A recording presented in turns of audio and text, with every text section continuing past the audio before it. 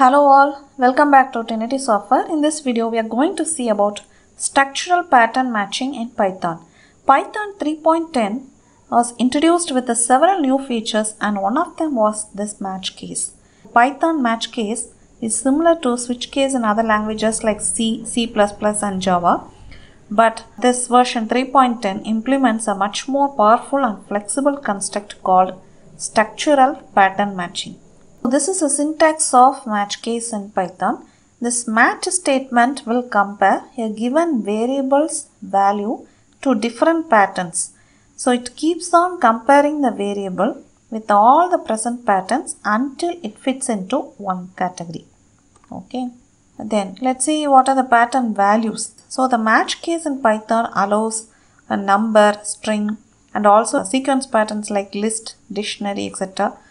And true, false and none values also are accepted as pattern values. So we will be looking into some of the possible patterns with example in this video. So in match case, we'll also have a wildcard pattern. That is, at the end of the match case, we can have a case underscore colon and we can give some statement here. So this wildcard pattern matches if no other match has been made till this point. So now let's see an example. Let's see multiple pattern values using OR operator. So in this example, I am going to get the month number from the user and print the number of days in the retrieved month. Okay, I will store it in a variable called n, int of input of enter the month number. Okay. I'm just going to pass inch of n. So the number of days will be 30 for just 4 months. That is for the month 4, 6, 9 and 11. April, June, September and November. So instead of writing these 4 cases separately, we can put all these 4 months together using the OR operator. So case 4, OR operator 6, 9 and 11. So for all these cases, I'm just going to print it has 30 days. Okay. So the next category is case 2. If it is February month, it has either 28 days if it is a non-leap year or 29 days if it is a leap year. Then for all the remaining ones, it is going to be 31 days. I am not using wildcard pattern here because wildcard pattern can be used when the user enters a wrong month number, a number greater than 12. So for the remaining months, that is 1, 3, 5, 7, 8, 10 and 12. Just print that it has 31 days. Okay. And the last case is wildcard pattern. Here let me give a print statement stating that please enter a valid month number. Okay, that's it. Now let's execute this. So month number, let me give 5. So it has 31 days. When I run it again, number 9, it has 30 days. And if I enter 2, it displays it as either 28 or 29 days.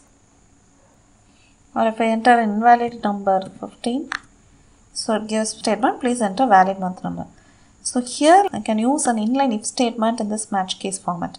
That is, if the year is a leap year, February month has 29 days, else it has 28 days, right?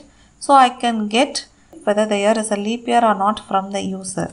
Let me store it in a variable called year, input, enter, leap or not. So for case 2, I can just give an if statement if year equals leap. So leap is a string. In that case, it has only 29 days. Okay. And if year is not leap also, you can give a condition separately. That is case 2. Okay. Simply if it is case 2, can just mention it as 28 days. That's it. Run this again. So month number I'm entering 2. Leap year or not, I'm just mentioning it as leap. It has 29 days.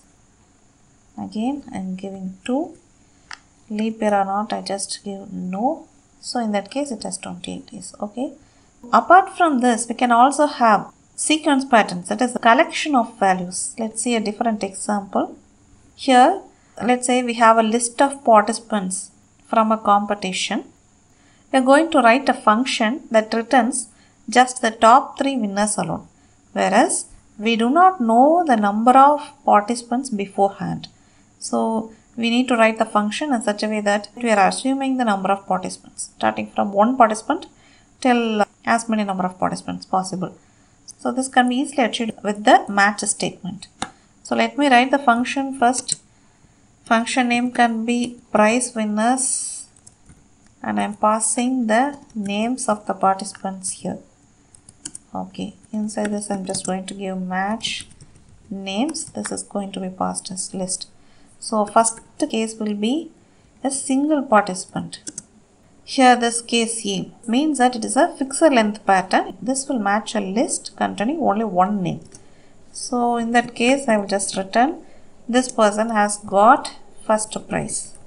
So first colon E. Okay. Or if there are 2 participants, in that case A comma B. Here again this is a fixed length pattern. So this will match a list containing 2 names. So return the first and second prize winners. First colon A and second colon B. Similarly, if there are 3 participants, A comma B comma C, and third colon C. Okay. Now, if there are more than 3 participants, that is, if there are as many number of participants, case A comma B comma C, then star rest. This is actually a variable length pattern. This will match a list containing more than 3 names, however long it may be. It can be either 4 or 5 or 10 or greater than 10 also. Okay. So after the third element, all the remaining things will be placed in the star rest.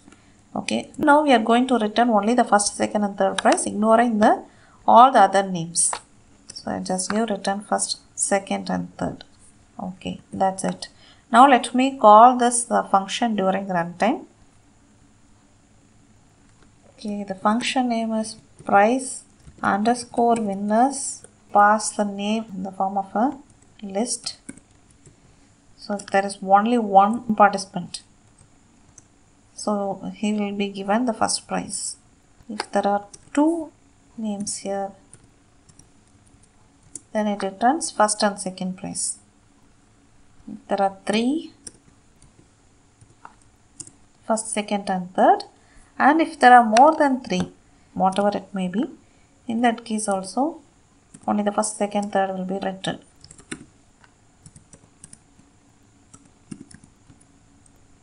Okay, these are 2 simple examples to demonstrate the use of match case in Python.